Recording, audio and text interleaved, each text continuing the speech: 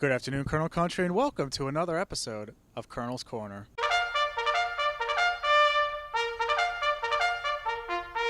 On this week's episode, we'll be looking back at the Colonel's Week 6 31-28 victory over Albright and looking ahead to their Week 7 matchup at Widener University. Our guest today, as always, head coach Jon Drach. Coach, thanks for joining us. Thank you, Adam. Now, Coach, let's talk about that Week 6 victory against Albright. We were down by 11 points with just over 4 minutes left in the game, and we came back to win. What did you see? I mean, it was a pretty close game. I thought they did a great job. They had a great game plan for us. We just kept fighting, you know what I mean? In the fourth quarter, we had the ball for, I believe, 3 minutes and 45 seconds, and we came away with 3 scores in that quarter. I thought the offensive line did a great job protecting. Jose came back in the game and made some big throws down the football field, and then we were able to run the ball effectively in those 3 minutes, too. Now, last week could have been viewed as a trap game from the outside, a situation where people might think we're looking ahead to a stronger opponent the next week. Mm-hmm. And for a lot of the game, we were trailing. Mm-hmm. Can you talk about what it says about the strength of our team, that even maybe on the days that we don't have our best stuff, we're still able to earn a victory on the road? Yeah, I thought we were very resilient, you know, on both sides of the ball. I think there was a lot of things to correct and overcome. But at the same time, we believed in each other, we stayed strong, and we were able to come away with a victory there. I think that as far as a trap game goes, we try to take it every week one at a time. And I think that they came out and gave a great effort, and not to take anything away from Albright. You know what I mean? I think they did a great job of playing us, and we need to elevate our level of play every week. It's only going to get harder as we move forward.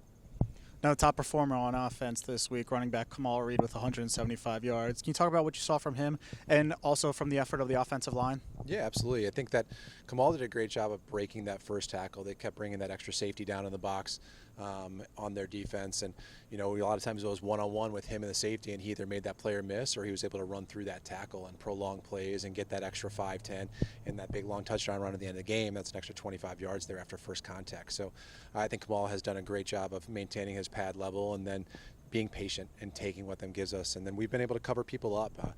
We went a little bit deeper into the offensive line last week. We had a couple guys go down with injury last week, and last week I believe we were playing 4 freshmen on the offensive line. So for us, it's just a matter of those guys continuing to come along and covering people up and giving our backs opportunities to go make plays.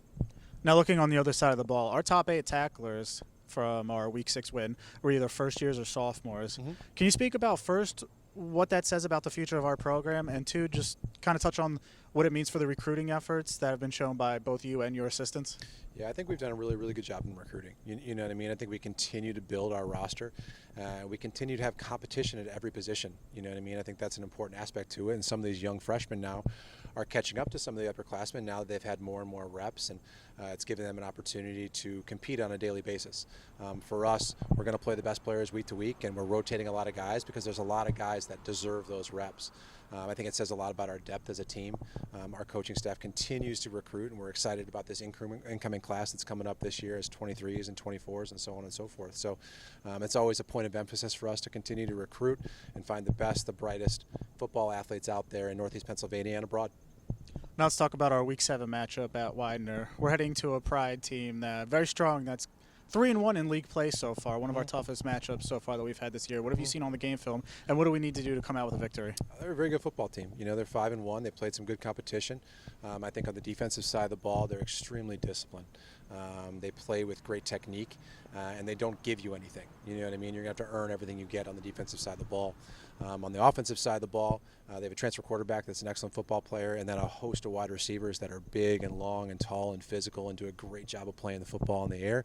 And they complement that with an extremely athletic offensive line that can get on your linebackers and mix it up between the run and the pass. So it's going to be a challenge from the offensive side, the defensive side, and the special team side of the ball, because their kicker is actually probably one of the better kickers in the league as far as his kickoffs and field goals and everything else goes. So we're going to be tested in every facet of the game, and we're going to have to bring our A game to get a victory this week. Wilkes University football heads to Widener University Week 7 for another MAC matchup. Kickoff scheduled 1 p.m. Coach, thanks for joining us. Good luck this week. Thank you.